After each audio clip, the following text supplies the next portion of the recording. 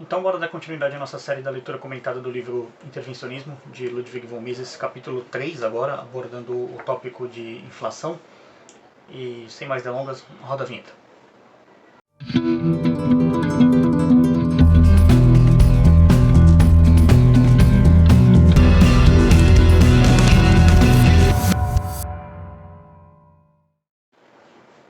E aí pessoal, beleza? Bem-vindos ao canal Libertário 013, meu nome é Caio, como vocês viram aí na intro. Este é um canal libertário, eu falo sobre economia, filosofia, política e ética por essa perspectiva. E o vídeo de hoje é para fazer a continuação da leitura comentada do livro Intervencionismo. Dessa vez será abordado o capítulo 3, que fala sobre inflação e expansão de crédito. Lembrando, se esse é seu primeiro vídeo no canal, primeiro bem-vindo, obrigado por chegar aqui no canal. Peço para que você se inscreva, é muito importante para ajudar o canal a aumentar o número de seguidores. E se é seu primeiro vídeo, eu recomendo fortemente que você volte para a leitura comentada desde o começo, o qual os links estarão aqui na descrição, tanto para download quanto para compra do livro. Você pode comprar através da Amazon ou baixar através do site do Instituto Rothbard. E o mais importante, a playlist para você acompanhar a leitura comentada. Esse capítulo ele é um capítulo meio standalone, pode-se dizer assim, dá para entender se você não estiver acompanhando os outros, mas eu recomendo fortemente para você seguir certinho a ordem e tal, pegar e acompanhar desde o começo a leitura comentada. Vou facilitar deixando a playlist aí na descrição para você.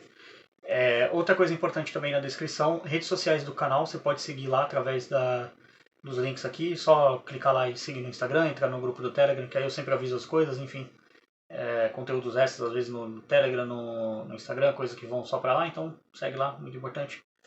Outra coisa também, na descrição tem os links para apoio financeiro do canal, você pode apoiar através de Bitcoin, Bitcoin Lightning ou Nano, via criptomoeda, ou você pode simplesmente mandar algum valor aí via Pix, ajude o canal aqui financeiramente, muito importante para manter o canal funcionando, e patrocinar também essa série de leitura comentada que dão mais trabalho, tem que fazer leitura, enfim, roteiro, são livros que são assim, relativamente caros, né? Então tem que comprar, né? E também, no caso,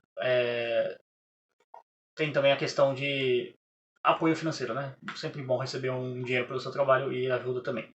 Outra forma também que você pode ajudar o canal financeiramente é através dos outros links na descrição. Aí você tem os links dos apoiadores aqui do canal, que é a escola de inglês, a Make Easy English, que é parceira aqui do canal. Se você mandar um zap lá pro Natan, que é dos nossos, é libertário também, e falar, pô, vim pelo Libertário 013, ele te dá um descontinho lá, então ajuda ele lá também, aumenta o número de alunos deles, aumenta a conta bancária aqui do canal também, então todo mundo ganha e você aprende a falar inglês. Se você não está querendo ficar no Brasil, aprenda a falar inglês, Make Easy English, escola boa, vai lá, é parceira dos nossos. Outro parceiro também do canal, a Loja da Liberdade, a qual você pode comprar camisas e canecas libertárias. Agora não é muito mais viável comprar casacos, né? Mas também vende, porque tá chegando o verão, tá esquentando finalmente, mas, né? Dá pra você comprar umas camisetas da hora ali pra poder oprimir aqueles seus amigos socialistas que ficam enchendo o saco. Vai com umas camisas libertárias pro rolê pra deixar ele puto. Então, compra aí na descrição. Cupom Liberdade5 te garante 5% de desconto na compra. E também, se você quiser thumbs belíssimas como essa, você pode contratar a Ana, que é a minha designer de thumbs, que é quem faz a parte gráfica aqui do canal. Então, vai lá na descrição, tem o telefone dela também, troca uma ideia com ela.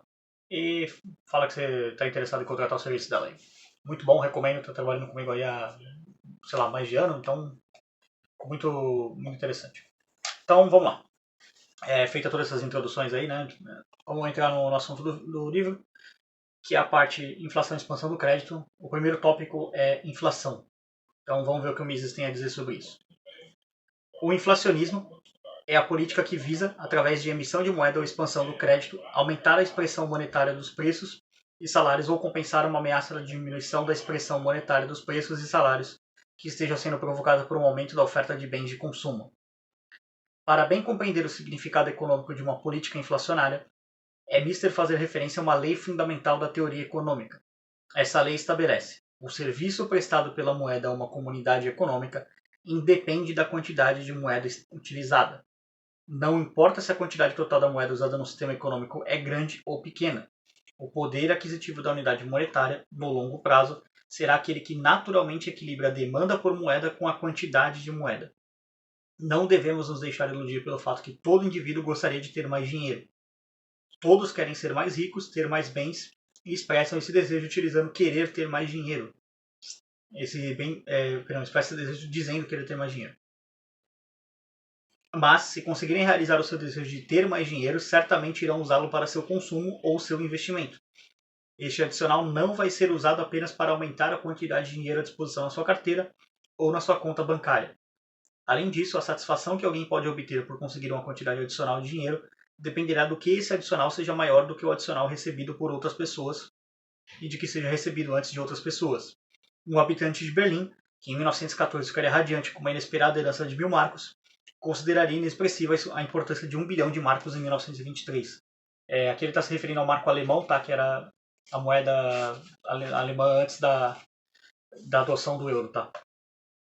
Se desconsiderarmos a função da moeda como um padrão de valor para contas a pagar, ou seja, desconsiderarmos o fato de que existem obrigações e direitos que são expressos em quantidade de moeda a serem exigidos no futuro, fica evidente que não importa se a quantidade de moeda em determinada economia é de X milhões ou de 100x milhões de unidades monetárias.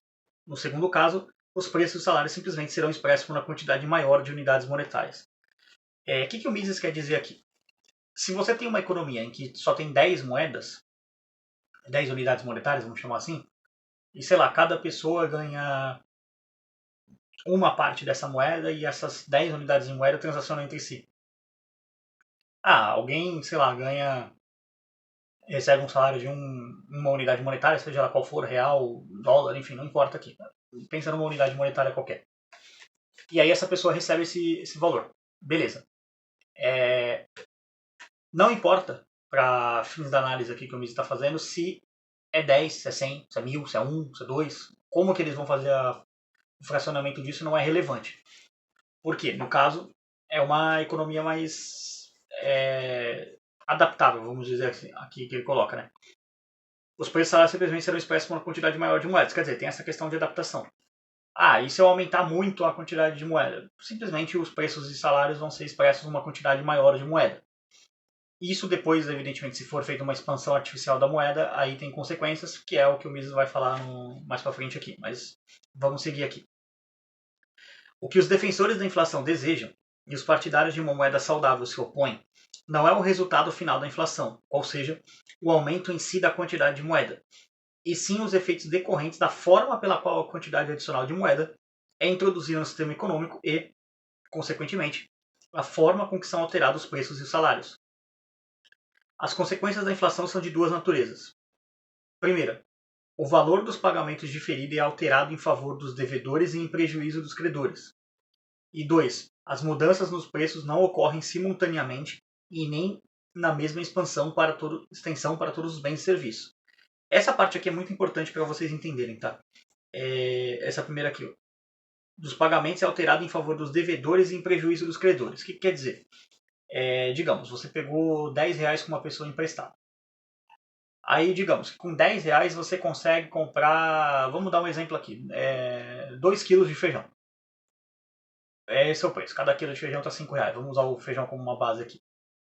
Só que você combina com essa pessoa de pagar dali 3 meses, por exemplo. Eu te pago daqui 3 meses, beleza. Só que dali 3 meses, quando tem uma política inflacionária, digamos que agora teve uma grande inflação. Então, aqueles 10 reais que compravam 2 quilos de feijão, agora só podem comprar... não conseguem mais comprar 2 quilos, conseguem comprar 1 quilo só, porque digamos que o quilo do feijão saiu de 5 reais para 10 reais.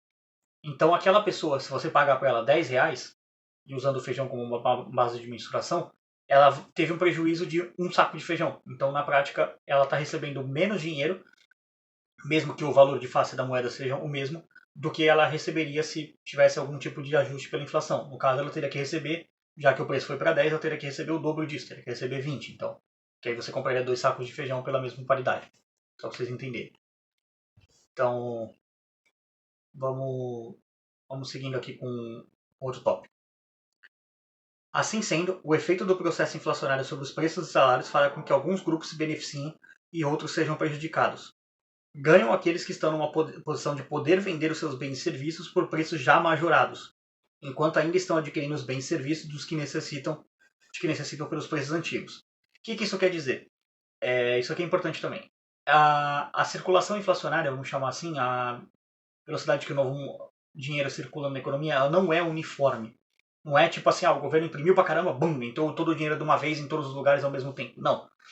Geralmente, funcionários públicos recebem o dinheiro primeiro e eles compram os bens ainda assim o preço inflacionário. E geralmente as pessoas mais pobres são as que recebem esse dinheiro por último e acabam perdendo mais dinheiro. Acabam sofrendo mais o efeito negativo da inflação. Vamos lá. Por outro lado, perdem aqueles que têm que comprar por preços já majorados enquanto ainda estão vendendo por preços ainda não majorados os seus produtos e serviços. Se, por exemplo, o governo aumenta a quantidade de moeda para comprar armamentos, os empresários e trabalhadores das indústrias bélicas serão os primeiros a realizar ganhos inflacionários. Outros grupos serão prejudicados pela consequente alta de preços, até que o preço de seus produtos e serviços sejam majorados. Essa diferença temporal na mudança dos preços das várias mercadorias e serviços é que provoca ganhos e perdas diferentes no processo de diminuição do poder aquisitivo da moeda. Vamos dar um exemplo aqui. Um exemplo bem simples para você entender. Digamos que as armas sejam feitas de aço. Vou dar um exemplo, tá? Geralmente não é outro material, mas digamos que seja. Cara, você pode usar aço para poder fabricar munição, fabricar armas mesmo, né? Pistolas, rifles, essas coisas. Ou você pode usar aço para fabricar, por exemplo, máquinas agrícolas. Digamos que tem uma certa quantidade de aço fixa que você não consegue. Então, se você desloca a produção para a indústria armamentista, você diminui a oferta de aço, o preço do aço sobe. Ah, mas aí precisa fabricar novas máquinas agrícolas. Sim, precisa. Máquina agrícola fica mais caro. Se máquina agrícola fica mais caro, o que a máquina agrícola produz? Comida. A comida fica mais cara. Então, percebe que tem uma consequência.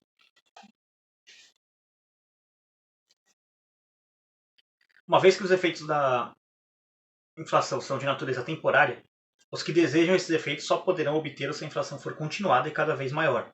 Uma vez que deixe de haver expansão da quantidade de moeda, os grupos que até então se beneficiavam com a inflação perdem a sua posição privilegiada.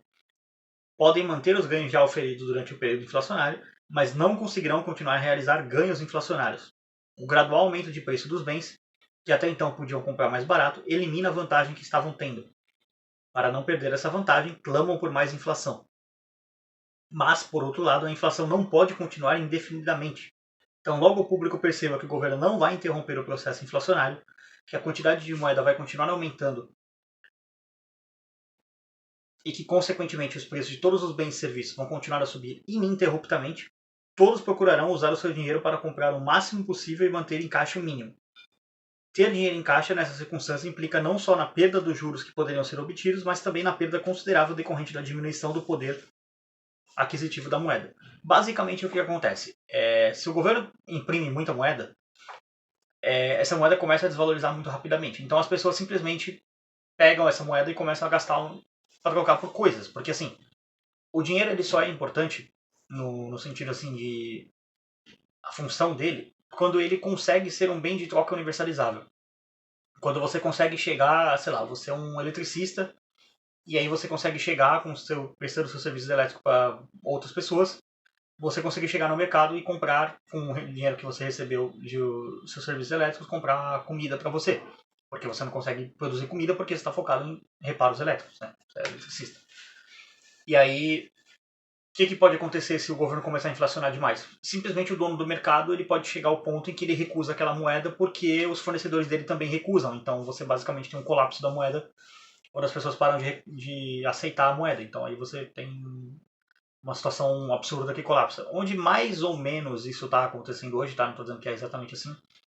É na Argentina, né? Com o Sérgio Massa, que lidera as eleições a presidente da Argentina, o que é bizarro, o cara ganhou o primeiro turno.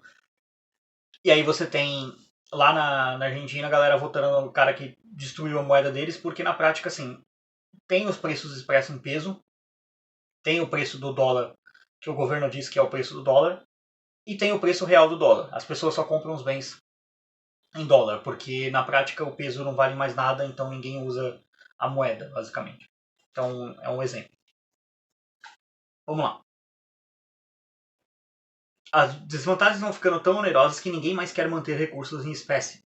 Durante as grandes inflações da Primeira Guerra Mundial, essa revolução era dominada de fuga para as mercadorias e de alta desastrosa, crack-up boom. O sistema monetário é compelido a entrar em colapso. Segue-se o pânico, termina com uma completa desvalorização da moeda. As pessoas passam a recorrer à troca direta ou alguma nova forma de moeda.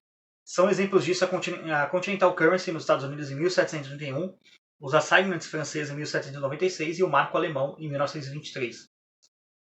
Muitos falsos argumentos são usados para defender o inflacionismo. O menos daninho é o que alega que uma pequena inflação não causa muito dano. É verdade, uma pequena dose de veneno faz menos mal do que uma grande dose. Mas isso não pode ser uma justificativa para se ministrar veneno a alguém. Isso aqui, o Mises é bem cirúrgico nesse comentário. Tem sido alegado que no caso de uma grave emergência justifica-se o emprego de meios que em tempos normais não seriam utilizados. Mas quem decide se a emergência é suficientemente grave ao ponto de justificar a adoção de medidas de exceção? Geralmente é o Estado, né? Qualquer governo e qualquer partido político que esteja no poder tem tendência a considerar as suas dificuldades como excepcionais e concluir que o emprego de quaisquer meios necessários para combatê-lo é justificável. O viciado em drogas, que promete abster-se de usá-las a partir de amanhã, nunca se livrará do vício. A adoção de políticas corretas não deve esperar o dia de amanhã, deve ser feita imediatamente, hoje. O Mises meio putaço da cara aqui, né? Tipo, cara, não adianta você ficar prometendo amanhã, amanhã, amanhã. Tem que fazer hoje. Então, concordo com ele pra caramba nisso aqui. Também se costuma alegar com frequência que não seria possível haver inflação enquanto existirem trabalhadores desempregados e máquinas ociosas.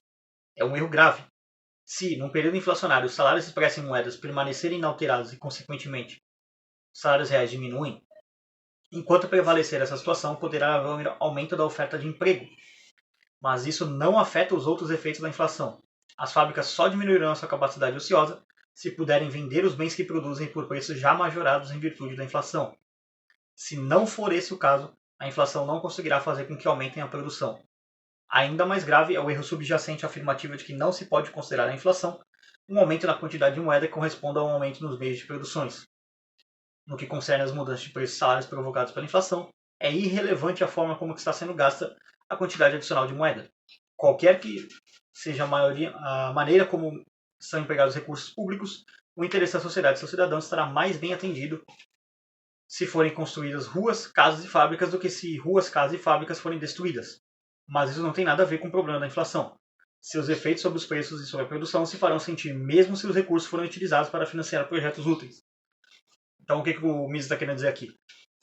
Se o governo toma dívida e expande a quantidade de moeda, sei lá, para construir estádio para a Copa, que não serve para porra nenhuma, né? Um monte de elefante branco. Ou se o governo toma dívida para poder construir, sei lá, hospital numa área que está precisando pra caramba, vai dar inflação do mesmo jeito. Não importa se é para construir um elefante branco em Brasília para político ver ou se é para construir um hospital necessário. Inflação é inflação. Análise inflacionária aqui é uma análise livre de juízo de valor. Não faz sentido verificar, não. Tem que ter inflação para poder construir hospital, mas não pode ter inflação para construir estádio. É um exemplo. A inflação, a emissão de papel moeda e a expansão do crédito são sempre atos intencionais. Não são calamidades naturais que atingem as pessoas como um terremoto. Uma necessidade, por maior e mais urgente que seja, só poderá ser suprimida com a utilização de bens disponíveis, bens cuja produção implica na não produção de outros bens. A inflação não gera riqueza, apenas estabelece quanto cada indivíduo terá que suportar. Da mesma forma que os impostos ou a dívida pública é um meio de obter recursos e não um meio para satisfazer a demanda. Costuma-se dizer que, em tempos de guerra, a inflação é inevitável. Isso também é um erro. Um aumento na quantidade de moeda não gera equipamento bélico, nem direta, nem indiretamente. Melhor seria dizer que um governo que não tenha coragem de informar claramente ao povo o valor de seu orçamento bélico e não tem coragem de impor as inevitáveis restrições ao consumo, acabará por preferir recorrer à inflação, a recorrer ao aumento de impostos ou endividamento. De qualquer maneira, o aumento da produção bélica e a guerra terão de ser pagos pelo povo através da redução do consumo. Tem sido politicamente conveniente, ainda que fundamentalmente antidemocrático, dizer ao povo que a produção bélica e a guerra criam condições para o desenvolvimento e para a geração de riqueza. Quaisquer que sejam as razões, a inflação é uma política de visão curta. Alguns grupos acreditam que a inflação é benéfica porque prejudica o credor e beneficia o devedor. Acreditam que seja uma medida em favor dos pobres e contra os ricos. É surpreendente constatar como conceitos tradicionais permanecem válidos mesmo quando as condições que os geraram mudaram completamente. Já houve tempo que os ricos eram credores e os pobres, em sua maior parte, devedores. Mas nos dias de hoje, dias de debêntures, títulos, bancos de investimentos, seguradoras, previdência social, as coisas são diferentes. Os ricos, como já investiram seu dinheiro em fábricas, armazéns, residências, propriedades rurais e ações, frequentemente são mais devedores do que credores. Por outro lado, os pobres, exceto os agricultores, mais frequentemente são credores do que devedores. Ao adotar uma política que prejudica o credor, acaba-se por prejudicar a poupança das massas, prejudicando-se principalmente a classe média, os profissionais autônomos, as fundações mantidas por doações e as universidades. Todos os dependentes da Previdência Social também se tornam vítimas de uma política anticredor. Não me parece necessário discutir a contrapartida do inflacionismo, ou qual seja o deflacionismo. A deflação é impopular pela mesma razão de beneficiar os credores às custas dos devedores. Nenhum partido político e nenhum governo jamais tentou adotar conscientemente medidas deflacionárias. A impopularidade da deflação fica evidente pelo fato de que os inflacionistas constantemente advertem para os perigos da deflação como uma forma para conseguir apoio para suas propostas inflacionárias. Bom, vamos para o tópico 2, tópico expansão do crédito. Uma das características fundamentais do comportamento humano consiste no fato de que as pessoas dão mais valor a um bem de que possam dispor no presente do que ao mesmo valor que um mesmo bem que só esteja disponível no futuro. Uma maçã que esteja disponível para consumo imediato tem um valor maior do que uma maçã que só estará disponível para, virando a página aqui, consumo no próximo ano.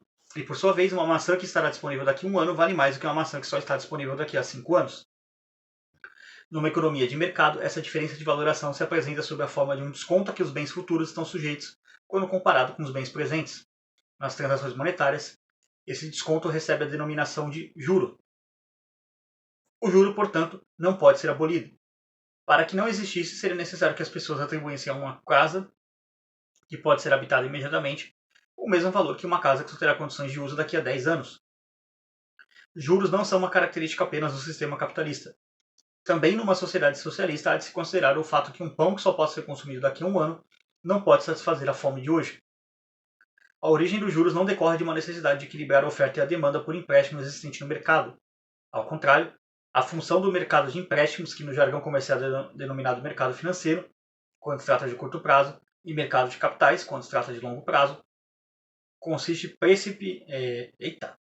precipuamente em ajustar as taxas de juros estabelecidas nas transações financeiras à diferença do valor entre os bens presentes e os bens futuros.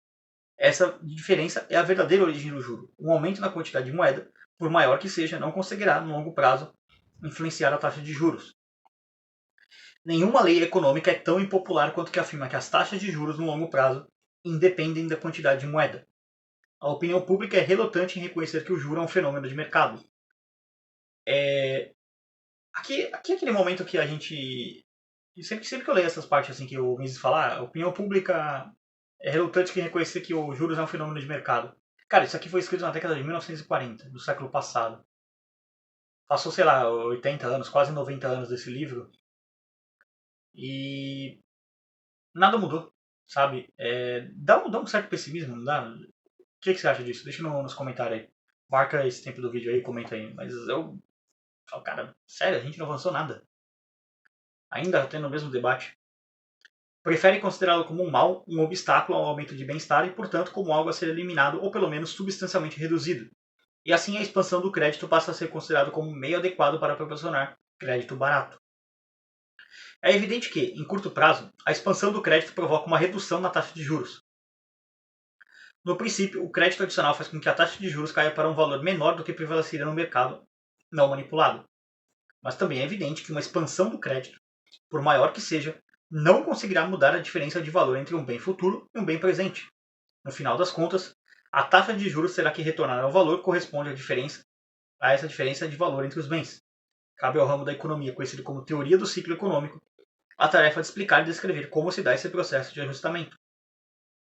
Para cada constelação de preços, salários e juros, existem projetos que não poderão ser levados adiante porque o cálculo de sua lucratividade torna evidente a sua inviabilidade econômica. Um empresário não leva adiante o empreendimento porque, pelos seus cálculos, terá prejuízo e não lucro. Essa inviabilidade é uma consequência de condições monetárias ou creditícias.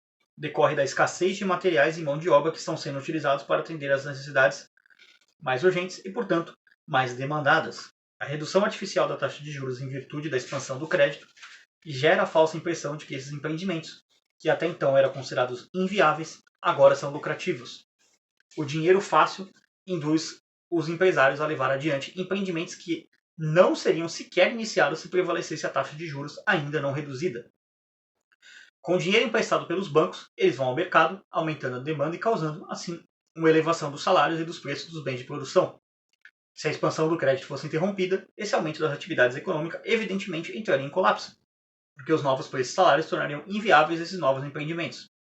Mas se os bancos continuam a expandir o crédito, continuando assim a viabilizar negócios inviáveis, a atividade econômica continua se expandindo. Mas essa situação não pode continuar indefinidamente. São duas alternativas. Ou os bancos continuam a expandir o crédito, provocando assim um constante aumento de preço e uma crescente orgia especulativa, eu gosto desse termo que o Mises usa, que, como em todos os casos de inflação desenfreada, termina numa alta desastrosa, crack up boom, e no colapso do sistema monetário. Ou os bancos param de expandir o crédito antes que esse ponto seja atingido, produzindo assim uma crise econômica. Em ambos os casos, a depressão é uma consequência inevitável. Aqui ele coloca como explicado na sessão anterior, inflação. Então o que o Mises está querendo dizer aqui? Que você expandir o crédito, ele ou vai gerar o efeito do crack up boom, né, que foi explicado no tópico anterior, ou simplesmente a galera para de expandir o crédito antes que seja atingido e também gera basicamente um crash. Por quê? O que acontece? Digamos que... Vamos pegar o exemplo aqui da bolha imobiliária do Brasil, que é uma coisa que a galera consegue entender que é mais recente. A Dilma, né, por motivos que agora a gente sabe que eram escusos, estava comprando votos das empreiteiras. Na verdade, as empreiteiras estavam investindo nos dois lados, né? Estavam financiando a Aécio, financiando a Dilma com esperança de que um dos dois idiotas que ganhasse a eleição criasse uma bolha imobiliária, e a Dilma criou. O que era essa bolha, basicamente?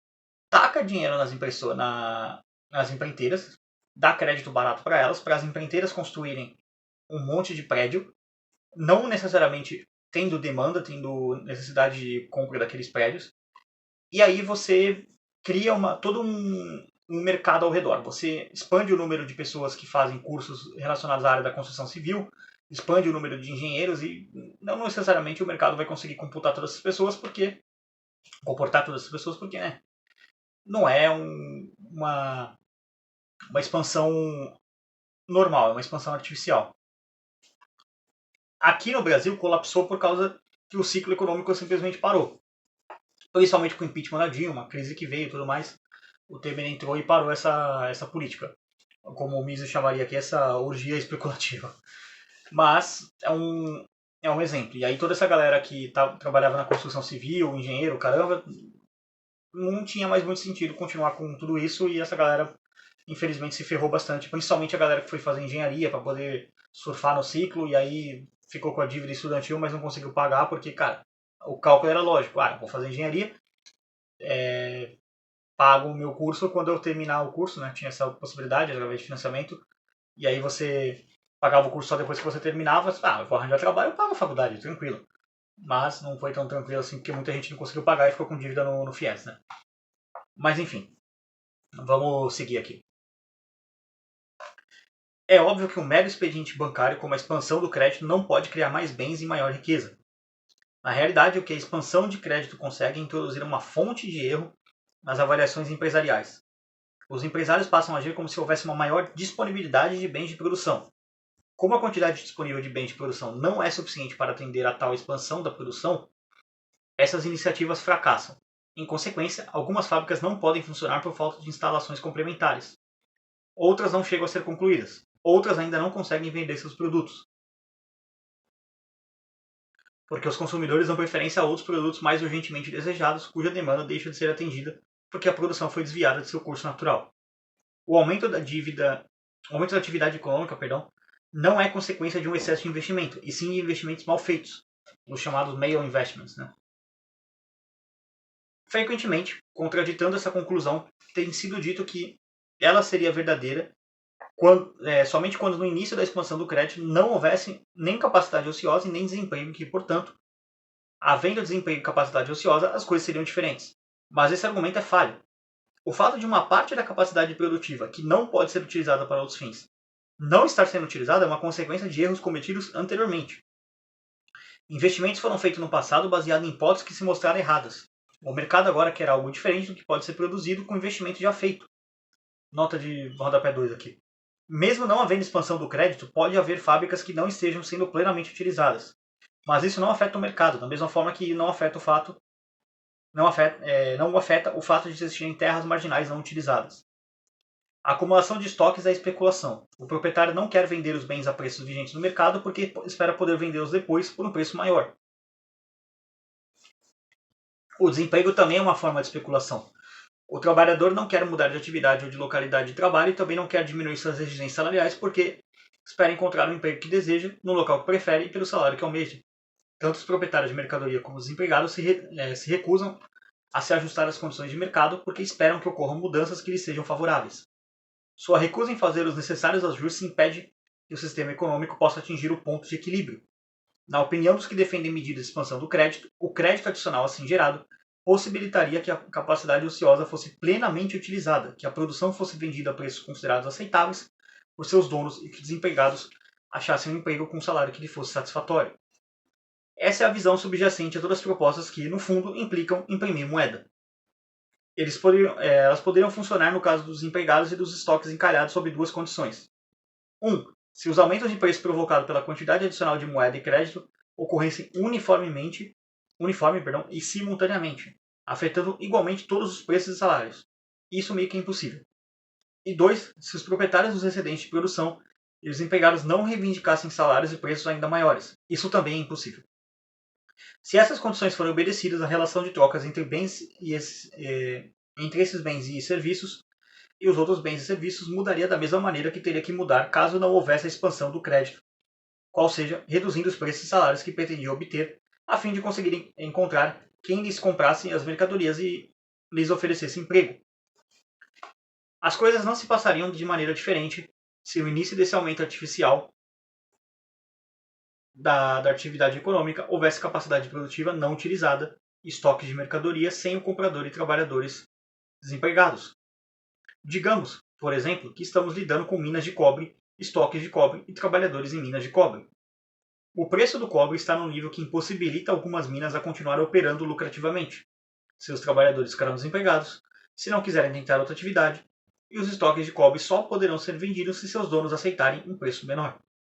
Para que as minas voltassem a funcionar, os mineiros conseguissem manter os seus empregos e os estoques pudessem ser vendidos sem diminuir o preço, seria necessário que houvesse um aumento, P, nos bens de produção, em geral, que permitisse a expansão da produção como um todo, de tal forma que, como consequência, houvesse um aumento no preço, nas vendas e na produção de cobre.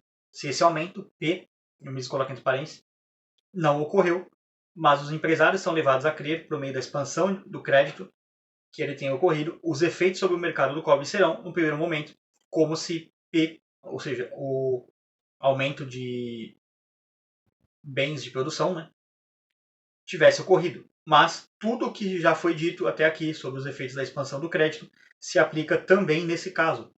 A única diferença consiste no fato que os investimentos equivocados, nesse novo caso da indústria de cobre, não necessitam que capital e mão de obra sejam transferidos de outros setores da produção, que são considerados mais importantes pelos consumidores. Mas isso se deve ao fato de que, nesse caso, a expansão do crédito fará seus efeitos sobre o capital e a mão de obra, previamente mal alocados e que ainda não foram ajustados pelo processo de correção natural decorrente do mecanismo de preços. Fica assim evidente o verdadeiro significado dos argumentos invocando os inconvenientes de haver capacidade ociosa, estoque de mercadorias incorretamente qualificados como não vendáveis e mãos de obra não empregada. A expansão do crédito encontra esses remanescentes de investimentos anteriores mal feitos e aparentemente os corrige. Na realidade, apenas perturba o funcionamento de processos. Me perdi aqui. Apenas perturba o funcionamento do processo de ajustamento. A existência de meios de produção não utilizados não invalida as conclusões da teoria monetária do ciclo econômico. Os que são favoráveis à expansão do crédito se equivocam ao acreditar que, em havendo meios de produção ociosos, não recorrer à expansão do crédito perpetua a depressão. As medidas que propõem, em vez de perpetuar a prosperidade, seriam uma permanente interferência no processo de ajustamento e de retorno às condições normais. A única maneira plausível de explicar as mudanças cíclicas que ocorrem na economia é a teoria monetária do ciclo econômico. Mesmo os economistas que se recusam a reconhecer na teoria monetária uma explicação correta do ciclo econômico, nunca tentaram negar a validade de suas conclusões sobre o efeito da expansão do crédito. A galera meio negacionista da ciência econômica, né? Na defesa de suas teorias sobre o ciclo econômico, que diferem da teoria monetária, são forçados a admitir que o aumento da atividade econômica não pode ocorrer sem que haja expansão do crédito, e que o fim da expansão do crédito provoca a reversão do ciclo. Esses contestadores da teoria monetária, na realidade, limitam-se a afirmar que o aumento da atividade econômica não teria sido provocado pela expansão do crédito, e sim por outros fatores, e que a expansão do crédito, sem a qual não teria havido aumento da atividade econômica, não é fruto de uma política que visa reduzir os juros e estimular investimentos, e sim algo que decorre de condições que deram origem ao aumento da atividade econômica, sem que para isso contribuíssem os bancos e as autoridades. Tem sido alegado que o que gera a expansão do crédito é o fato de os bancos não conseguirem aumentar as suas taxas de juros a um nível compatível com a taxa natural. Nota de rodapé 3 aqui. No livro The Stock Market, Credit and Capital Formation, Londres William Hodge fala de inflationism passive. Esse conceito aqui. Também a esse argumento escapa a questão essencial da teoria monetária do ciclo econômico. É irrelevante se a expansão do crédito foi deflagrada porque os bancos facilitaram as condições de crédito ou porque não conseguiram aumentar os juros de acordo com as novas condições de mercado. Decisivo é apenas o fato de que houve expansão do crédito porque existem instituições que consideram necessário influir no valor da taxa de juros pela concessão de crédito adicional. Nota de rodapé 4 aqui. Se um banco não tiver condições de expandir o crédito, não terá condições de aumentar a atividade econômica, mesmo que baixe a sua taxa de juros para um valor abaixo do de mercado. Estaria apenas sendo generoso com seus devedores. A conclusão a ser extraída da teoria monetária do ciclo econômico em relação às medidas estabilizadoras não é a de que os bancos não deveriam baixar a taxa de juros, e sim que não deveriam expandir o crédito. Foi isso que Gottfried Haberler, em Prosperity and Depression, página 65, não entendeu e, portanto, suas críticas são infundadas. O Mises refutando o cara aqui. Mas vamos lá, seguindo aqui. Quem acreditar que a expansão do crédito é uma medida necessária para provocar um aumento na atividade econômica, o qual inevitavelmente será acompanhado por uma crise e por uma depressão, terá que admitir que o meio mais seguro de um sistema econômico ser a prova de ciclos consiste em evitar a expansão do crédito. Mas, apesar de todos concordarem com a necessidade de adoção de medidas para suavizar os altos e baixos do ciclo econômico, medidas para evitar a expansão do crédito não são levadas em consideração. Pretende-se que seja possível implementar uma política capaz de perpetuar o aumento da atividade econômica criado pela expansão do crédito e, ao mesmo tempo, evitar o colapso. As propostas elaboradas com o propósito de impedir a expansão de crédito são renegadas porque, supostamente, perpetuariam a depressão. Nada poderia ser uma evidência mais convincente da teoria que explica o ciclo econômico como uma decorrência de inversões em fator do crédito bancário do que a obstinada resistência em se abandonar políticas favoráveis à expansão do crédito. Só quem ignorar os fatos da história econômica contemporânea poderá negar que as medidas para reduzir a taxa de juros são consideradas desejáveis e que a expansão do crédito é considerada como um meio mais eficaz para que seu objetivo seja atingido. O fato de que o funcionamento suave da economia e o desenvolvimento continuado sejam frequentemente perturbados por aumentos artificiais da atividade econômica e suas consequentes depressões não é uma característica inerente à economia de mercado. É, ao contrário, a consequência inevitável de repetidas intervenções feitas com o propósito de propiciar empréstimos a juros baratos através da expansão do crédito. Esse ponto aqui que o Mises conclui esse tópico é muito importante de entender porque muitos marxistas, socialistas, enfim, idiotas de maneira geral, eles ficam acusando o capitalismo de causar crises nele mesmo como se fosse uma coisa inerente do capitalismo. Cara, o capitalismo ele é um sistema econômico, um sistema de organização de produção da sociedade. Ele não é um ser humano. Ele não consegue fazer coisas com ele mesmo. Não existe isso de, crises são uma consequência inerente do capitalismo. Ou empreendedores fazem superprodução porque é uma consequência inerente do capitalismo. Essas pessoas elas são levadas a cometer esse erro de superprodução, de produzir alguma coisa, por algum motivo. E geralmente quando você vê crises que têm produção demais ou crises de maneira geral, você sempre vai encontrar o vilão. Você sempre vai encontrar o batom na cueca, que é a expansão da base monetária. Toda vez que expande a base monetária, gera uma crise, quase que sempre, né? Gera uma crise econômica ou pelo menos gera um período inflacionário, no absoluto mínimo. E essa galera não entende isso. É É bizarro como elas não conseguem entender uma coisa tão basilar de economia. E sempre vão culpar o empresário. Ah, o empresário que é burro, idiota e produziu coisa demais. E nunca olham para tipo, cara, por que esses empresários produziram coisa demais em primeiro lugar? Ah, porque o crédito foi manipulado e ficou barato. Mas quem que manipula o crédito mesmo? São os empresários ou é o Estado? Ou é o governo?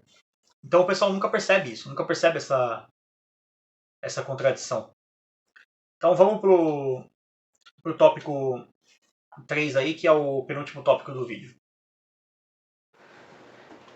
Bom, mas bora seguir então com a parte 3, né, o tópico 3, que se chama controle de câmbio. Vamos ver o que o Mises tem a dizer sobre essa questão. Qualquer tentativa do governo de forçar um valor para sua moeda maior do que o seu valor de mercado dará origem aos efeitos descritos pela lei de Gresham. Resulta invariavelmente o que se costuma denominar escassez de divisas. Essa expressão é enganadora. Quem oferece menos do que o valor de mercado por determinado bem não conseguirá comprá-lo. Isso é tão verdadeiro para comprar divisas como para comprar qualquer outro bem. Uma das características essenciais de um bem econômico consiste em não ser tão abundante a ponto de poder satisfazer todos os usos. Um bem que, nesse sentido, não fosse escasso seria um bem livre. Como a moeda é necessariamente um bem econômico e não um bem livre, é inconcebível imaginar uma moeda que não seja escassa. De novo, eu vou usar a Argentina aqui como exemplo, porque no momento da gravação desse vídeo é o que a gente tem de mais recente em relação ao exemplo disso. Chegou ao ponto de ninguém aceita o peso argentino, né? Todo mundo sabe que aquela shitcoin deles lá não vale nada. Então a Argentina compra petróleo em dólar. Só que não tem mais dólar na Argentina, não tem mais reserva. A máfia lá da Argentina lá não tem mais reserva em dólar. Então eles simplesmente não estão tendo gasolina nos postos, porque não tem dinheiro para poder comprar, dinheiro de verdade, né? Assim, não que o dólar seja menos, seja uma moeda estável, né? É outra shitcoin, mas assim, comparado a shitcoin peso argentino versus a shitcoin dólar americano, a shitcoin dólar americano é melhor do que essa shitcoin, mas são todas shitcoins, não tem laço nenhum. Então, tá acontecendo isso na Argentina no momento que eu tô gravando, lembrando, esse vídeo está sendo gravado em outubro de 2023. Mas enfim, vamos seguir aqui. Um governo que adota uma política inflacionária e, ao mesmo tempo, pretende que não haja diminuição do poder aquisitivo de sua moeda, terá que acabar se queixando de escassez de divisas. Parece que o Mises está descrevendo a Argentina aqui, tá? É muito bizarro que você olha, isso aqui da década de 40 do século passado, você olha para a Argentina de hoje e você fala, caraca, parece que o Mises está falando da Argentina atual. Se, uma vez aumentada a quantidade de moeda local devido ao processo inflacionário, o governo se abstiver de adotar outras medidas intervencionistas, o valor de sua moeda irá diminuir em relação à moeda metálica ou à moeda estrangeira, que foi o que aconteceu e o governo argentino tentou controlar o câmbio. Mas não funciona porque tem o dólar controlado pelo governo e tem o dólar no mercado negro, que é o dólar real, né? O valor do dólar real. Quem estiver disposto a pagar o preço de mercado poderia obter a quantidade de moeda metálica ou moeda estrangeira que desejasse. No caso, eles estão transacionando em moeda estrangeira, né? Mas também poderia ser moeda metálica perfeitamente. Quem deseja comprar um bem tem que pagar o preço representado por seu valor de troca no mercado, seja esse valor expresso em moeda metálica ou moeda estrangeira, ou pela quantidade de moeda local resultante da taxa de câmbio da moeda estrangeira. Isso aqui basicamente é o Mises descrevendo o mercado negro que eu coloquei anteriormente, tá? Mas o governo não quer aceitar essas consequências. Sendo soberano, ele se acredita onipotente. Ele pode editar uma legislação que não submete apenas, tem à sua disposição os tribunais e a polícia, patíbulos e prisões, e pode destruir quem quiser se rebelar. Em consequência disso, ordena que os preços não aumentem. Por um lado, emite moeda, criando assim uma demanda adicional por bens e serviços. Por outro lado, ordena que os preços não aumentem, porque pensa que pode fazer o que bem entende. É incrível, isso aqui parece perfeitamente a descrição da insanidade econômica do Sérgio Massa, o atual ministro da Economia da Argentina, candidato a presidente e que foi o mais votado no primeiro turno. Não dá para explicar a Argentina. Mas enfim. É aquilo, é como dizem, existem 3 tipos de economia, né? As desenvolvidas, as em desenvolvimento e a Argentina. É uma piada entre economistas, né? Então, é um belo exemplo. Já analisamos as consequências das tentativas de fixar o preço de bens e serviços. Examinemos agora a tentativa de fixar as taxas de câmbio. O governo coloca a culpa no aumento da taxa de câmbio no déficit do balanço de pagamentos e na especulação. Não querendo que a taxa de câmbio aumente, adota medidas para restringir a demanda por moeda estrangeira. A venda de moeda estrangeira passa a ser feita apenas nos casos autorizados pelo governo. Bens cuja importação o governo considera supérflua ficam proibidos de serem importados. Os pagamentos de juros e amortização da dívida com os credores estrangeiros são interrompidos. Viagens ao exterior são dificultadas. O governo não percebe que seus esforços para melhorar o balanço de pagamentos são inúteis. Quanto menos for importado, menos será exportado. O cidadão, ao reduzir seus gastos com viagens ao estrangeiro, com bens importados com pagamento de dívidas em moeda estrangeira, não irá guardar o dinheiro não gasto no cofre. Irá gastá-lo no país, aumentando dessa forma os preços no mercado interno. Como os preços sobem, porque os cidadãos estão comprando mais no mercado interno, menos ainda será exportado. Os preços sobem não apenas porque os importados ficam mais caros em termos de moeda local, sobem porque a quantidade de moeda foi aumentada e o cidadão dispõe de mais recursos para demandar no mercado interno. Percebe como isso é um ciclo? Porque, assim, se você está comprando no mercado interno, a galera que está vendendo vai falar, cara, eu tô, sei lá, vou dar um exemplo bizarro, eu tô produzindo esse pente aqui. Pô, eu tô pedindo... Vamos usar o exemplo da shitcoin lá da Argentina. Tô pedindo 150 pesos argentinos. Pô, vendeu 50 num dia. Eu tinha produzido, sei lá, 70. Ah, eu vou vender esses outros 20 a 170, 175, vai, um exemplo, e vou pedir para produzir mais 80. Então eu tinha 20 de estoque, pedi mais 80. Pô, a 175 eu vendi 90, vendi 4, mas vendi ainda mais. Então tenho agora vendi a 175, sobrou 10. Pô, eu vou pedir agora 200 e vou encomendar mais 100. Aí, digamos, o cara vende tudo de novo. E aí o preço vai aumentando. Vocês estão entendendo onde eu quero chegar. Porque a galera tá realmente com dinheiro. Lógico, eventualmente esse preço vai chegar num topo que a galera vai falar, mano, isso aí eu não pago. Mas, enfim. Vocês entenderam o exemplo. O governo acredita que poderá atingir o seu objetivo estatizando o comércio de divisas. Quem tem receitas em moeda estrangeira, os exportadores, por exemplo, é obrigado por lei a entregá-las ao governo e receber em troca apenas a quantidade de moeda local que corresponde à taxa de câmbio que foi estabelecida pelo governo, abaixo do seu valor de mercado. Se esse princípio fosse implementado até as últimas consequências, as exportações acabariam por se tornar inviáveis. Como o governo não deseja esse efeito, ele acaba cedendo. Concede subsídios à exportação para compensar as perdas dos exportadores que são obrigados a entregar ao governo, pela taxa de câmbio estabelecida, as suas receitas em moeda estrangeira. Por outro lado, o governo vende moeda estrangeira somente para aqueles que pretendem usá-la para fins que mereçam sua aprovação. Se o governo fosse fiel à sua própria fantasia e vendesse a moeda estrangeira de que dispõe pela taxa de câmbio que estabeleceu, estaria apenas subsidiando os importadores, não as importações. Não sendo isso o que deseja, o governo estabelece compensação como, por exemplo, um aumento nas tarifas de importação ou uma taxa especial a ser aplicada sobre os lucros e sobre as receitas dos importadores.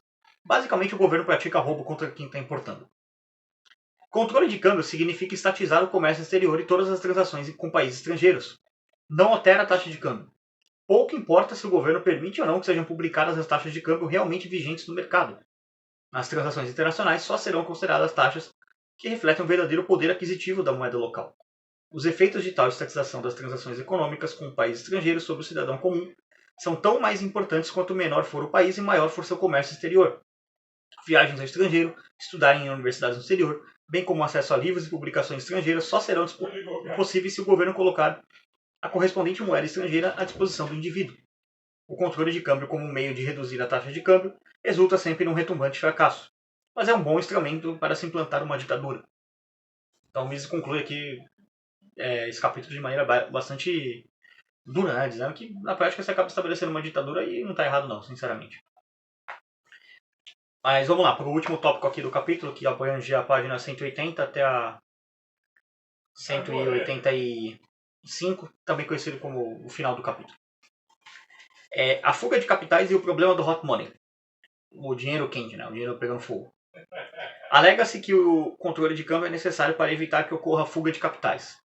Se um capitalista temer que o governo confiscará, parcial ou totalmente, a sua propriedade, ele tentará salvar o que puder. Porém, não é possível retirar capital das empresas e transferi-lo para outro país, sem incorrer em pesadas perdas. Havendo um medo generalizado de confisco, o preço que pode ser obtido por uma empresa em funcionamento reduz-se a um nível que reflete a probabilidade de ocorrer tal confisco. Em outubro de 1917, empresas na Rússia cujo patrimônio líquido valia milhões de rublos ouro eram oferecidas pelo equivalente a alguns centavos. Um pouco depois se tornariam completamente invendáveis. O termo fuga de capitais é enganador. O capital investido em empresas, construções e fazendas não tem como fugir, pode apenas mudar de mãos. O Estado que pretende confiscá-lo não perde nada com isso. O novo proprietário torna-se a vítima do confisco, em vez do ex-proprietário. Um empresário que tenha percebido com antecedência o perigo de um confisco poderá tentar evitar perdas maiores sem chegar a vender o seu negócio. Ele poderá não renovar parte de seu equipamento que já está deteriorado pelo uso e transferir os recursos assim poupados para outros países. Poderá deixar no exterior recursos provenientes de receita de exportação. No primeiro caso, sua fábrica, mais cedo ou mais tarde, deixará de ser produtiva, ou pelo menos competitiva. No segundo caso, terá que reduzir ou mesmo encerrar a sua produção, em virtude da falta de capital de giro, se não conseguir obter recursos por empréstimo. A não ser nesses casos, um Estado que pretenda confiscar parcial ou inteiramente as empresas localizadas no seu território não corre o risco de perder o produto do seu saque em virtude da fuga de capital. Os proprietários de moeda, notas promissórias, depósitos bancários e outros direitos encontram-se em melhor situação do que os proprietários de empresa e de bens tangíveis. Porém, ficam à mercê de outra ameaça, a inflação, que pode fazer com que seus bens percam total ou parcialmente o seu valor. Mas, de qualquer forma, estão em melhor condição de comprar moeda estrangeira em virtude da maior liquidez de seus bens. Um exemplo disso aqui para vocês entenderem dessa galera aqui que tem o dinheiro, mas que detém o capital, mas não tem empresa, essas coisas, né? Não tem, vamos colocar assim, o capital aplicado em alguma fábrica, indústria, alguma coisa. Nesse mês de outubro, a gente teve uma fuga aqui no Brasil de investidores da B3, ou seja, da Bolsa do Brasil, na ordem de 3,8 bilhões de reais. Investidores estrangeiros. Porque a galera tá percebendo que basicamente o governo Lula tá naufragando, a galera não tem nenhuma responsabilidade fiscal, não tem nenhuma responsabilidade econômica, e simplesmente tá falando, esse barco tá afundando, isso aqui é o Titanic, eu tô vendo um bote salva-vida, eu vou pegar o meu dinheiro, vou ir nesse bote e arriveder esse Titanic, deixa o Titanic afundar. É um exemplo disso. Agora, a galera que tem indústria aqui dentro, essa tá mais preocupada, porque tá tendo que reduzir produção, por exemplo, indústria automobilística. Reduz produção, manda a gente embora. Tá produzindo, sei lá, Polo, Gol e Fox aqui. Um exemplo, tá? Eu sei que o Gol já parou de produzir, mas é só um exemplo. Beleza, a Volkswagen fala, cara, vamos produzir só Fox. Ou sei lá, a Fiat tá produzindo Uno, tá produzindo Palio e tá produzindo, sei lá, um Siena, um terceiro carro da Fiat aí. Bom, eu também sei, tá, que o Palio parou de ser produzido, tô dando um exemplo. E o Uno também. Mas vamos falar, beleza, vamos só produzir o clássico Uninho para poder colocar a escada em cima, né? Que aqui no Brasil é uma das coisas, uma das riquezas nacionais. É o Uno escrito manutenção com uma escada em cima, né? Clássico. E aí você mantém só essa produção. O resto você para porque não tem o que fazer. E aí quem trabalhava nessa produção, bom, faz o L aí, campeão, que vai ser demitido. Mas vamos lá. Os governos não gostam de admitir isso. Eles acham que é dever de todo cidadão arcar com o ônus das medidas confiscatórias sem reagir, mesmo quando, como é o caso da inflação, as medidas não beneficiam o Estado e sim alguns indivíduos. Um dos objetivos do controle de campo é impedir que os detentores de moeda local possam comprar moeda estrangeira. Examinemos um exemplo histórico. Durante os primeiros anos que se seguiram ao armistício de 1918, era possível vender no exterior certificados bancários, debêntures e títulos alemães, austríacos e húngaros, pagáveis nas respectivas moedas desses países. Os governos impediram essas vendas, direta ou indiretamente, ao forçar os seus súditos a renunciar à moeda estrangeira assim obtida. A situação econômica da Alemanha, Áustria e Hungria melhorou ou piorou com essa intervenção? Admitamos que em 1920 os austríacos conseguiram vender títulos hipotecários de 1.000 coroas por 10 dólares cada. O credor austríaco que vendeu o título teria assim salvo cerca de 5% do valor nominal de seu título. O devedor austríaco não teria sido afetado em nada. Porém, em 1922, quando o devedor austríaco teve que pagar o débito de 1.000 coroas, que em 1914 equivalia a cerca de 200 dólares, as 1.000 coroas valiam apenas 1,4 centavos, por causa da massiva impressão de moeda que teve. É isso que o Miz está querendo colocar aqui. A perda de aproximadamente 9,98 dólares seria suportada por um credor estrangeiro e não por um austríaco. Alguém poderia qualificar tal política que impedia transações desse tipo como justificável do ponto de vista dos interesses austríacos? Os detentores de moeda em espécie procuram evitar, o mais possível, os perigos de uma desvalorização que hoje existe em todos os países. Procuram manter o grosso de seus saldos bancários nos países que é pouco provável que haja uma desvalorização no futuro próximo. Por isso que a galera deixa muito dinheiro, por exemplo, em conta na Suíça, porque a Suíça tem uma das moedas mais estáveis do mundo. Se as condições mudam e o risco de desvalorização aumenta, transferem seus saldos para outros países que no momento lhe parecem mais seguros. Olha o exemplo que eu dei aqui da B3, a galera tirando do Brasil e colocando capital fora do Brasil. É um exemplo de fuga de capital. Esses saldos, que estão sempre em condições de ser transferidos, o assim chamado hot money, afetam significativamente os dados e o funcionamento do mercado financeiro internacional. Representam um sério problema para o sistema bancário atual. E atual também dá para colocar como o sistema atual, não atual da década de 1940. Nos últimos 100 anos, todos os países adotaram o sistema de reserva única. Para que o Banco Central pudesse mais facilmente implementar uma política de expansão de crédito, os bancos privados foram persuadidos a depositar a maior parte de suas reservas no Banco Central. Dessa forma, os bancos reduziram seus encaixes para um valor compatível com as necessidades do dia a dia. Não precisavam mais se preocupar em compatibilizar o vencimento de seu exigível com o do seu realizável, de forma a poder, a qualquer momento, honrar suas obrigações integralmente. Para poder atender às suas obrigações com seus depositantes, que vencem todos os dias, bastava lhe ter realizáveis que o Banco Central considerasse satisfatório para conceder o respectivo crédito. O que isso quer dizer? Que na prática criou-se o mercado de empréstimo intrabancário. Não que isso já não existisse, mas isso ficou mais comum. Por exemplo, o Bradesco, digamos, ele está precisando de 100 milhões de reais para poder fechar o caixa no dia, ele liga para o Itaú. Pô, e aí Itaú, você tem 100 milhões aqui para me emprestar? Hoje, dia 30, eu devolvo para vocês amanhã, dia 31. Pô, beleza, pega aí, digamos que a taxa de juros é 0,1% e depois amanhã o Bradesco paga. Aí, sei lá, no dia 31 é o Itaú que precisou falar, pô, e aí, Bradesco, me empresta 10 milhões aí para poder fechar o caixa aqui, te pago amanhã a 0,1 que nem a gente fez ali, vamos manter a mesma taxa. Isso acontece, tá? É uma troca que sempre mercados fazem. Inclusive, essa taxa de empréstimo, que é chamada de taxa overnight, geralmente, e essa taxa de empréstimo infrabancário, é um dos maiores indicativos de crise que tem, tá? Quando essa taxa sobe absurdamente por nenhum motivo, significa que bancos estão quebrando, né? Como diria o Warren Buffett, a galera a maré tá baixando e você vai saber quem tá nadando nu, né? Mas vamos lá. Quando começou o fluxo de entrada de hot money, os bancos não viram nenhum perigo no aumento da demanda por aplicações de curto prazo. Confiantes no Banco Central, aceitaram as aplicações e usaram os recursos para conceder novos empréstimos. Não tinham consciência do risco que estavam correndo. Não se preocuparam com o fato de que a extrema volatilidade desses capitais causaria o problema no vencimento dessas aplicações, porque a galera quer tirar esse dinheiro mais rápido, né? Basicamente. Tem sido alegado que a existência de hot money obriga que haja controle de câmbio.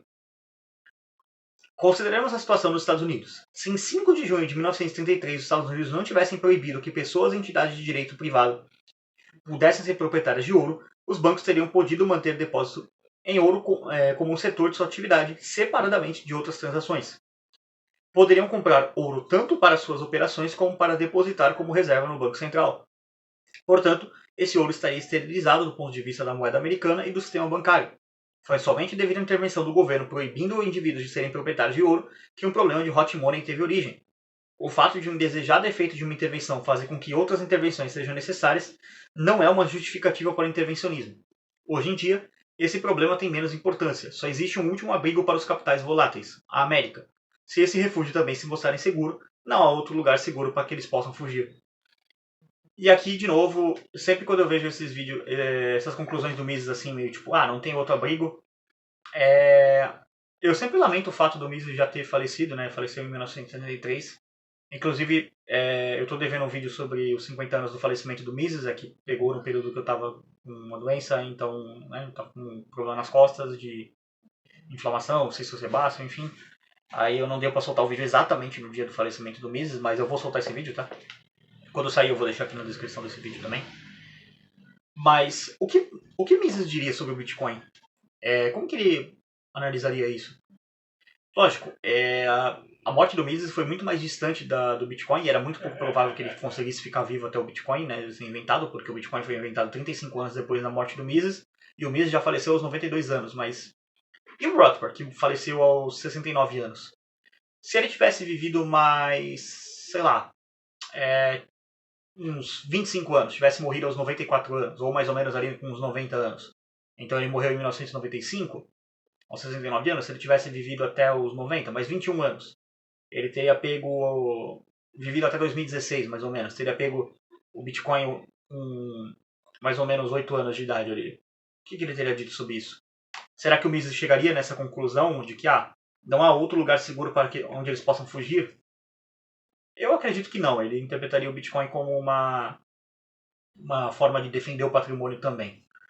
É muito interessante pensar nisso, sabe? Às vezes eu fico pensando o que esses caras diriam sobre isso. Porque a gente tem a opinião de alguns economistas grandes, né? O Hope, o Jeffrey Deist, essa galera do Instituto Mises que está viva hoje, mas... E os outros, né? E a galera do passado. Por exemplo, como é que o Hayek viria o Bitcoin? O Hayek seria um caso profundamente interessante, porque ele tinha até uma tese da desestatização da moeda. Um dia eu quero trazer essa leitura comentada aqui pro canal.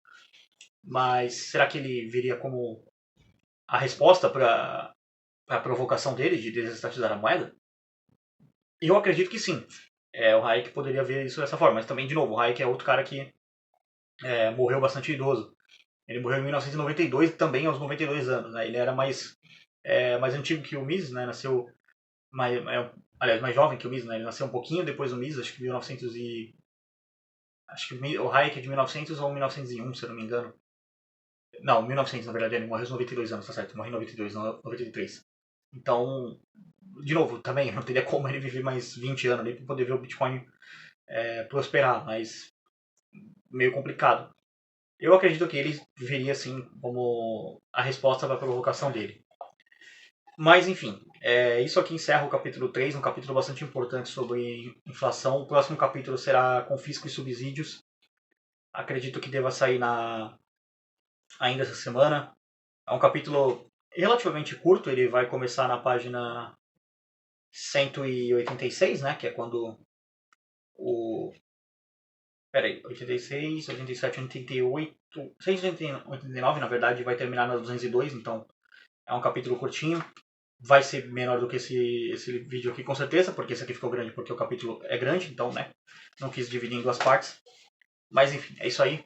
Agradeço a todo mundo que está assistindo a série, acompanhando. O feedback tem sido bastante positivo. O pessoal tem curtido bastante. Deixe seus comentários ou comente qualquer coisa aí, pessoal, para poder ajudar a engajar a série. Lembrando, link dos parceiros do canal para poder colaborar com eles também. Ajude o canal aqui financeiramente comprando dos parceiros do canal, seja comprando seu curso de inglês com o Nathan da Make Easy English ou comprando camisetas e canecas através da loja da Liberdade, ou casacos também, se você quiser comprar, né? Enfim, eu sei que está chegando o verão, mas de repente a galera quer comprar um casaco para o inverno.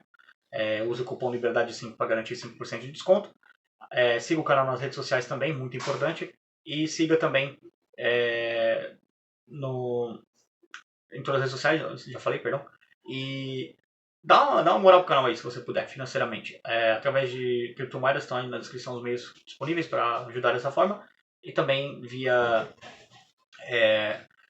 Pix mesmo, que é só mandar qualquer valor aí que você puder. De novo, essas leituras comentadas dão bastante trabalho, tem que fazer roteiro, enfim, ler o livro, adquirir o livro, né, que já é um custo, então se você puder ajudar, até para ajudar em futuras leituras comentadas, por exemplo, eu quero fazer da desestatização da moeda, mas eu não tenho o livro, então se você quiser ajudar, patrocinar esse projeto aí, manda algum dinheiro aí, o pix é o contato.libertario013@gmail.com.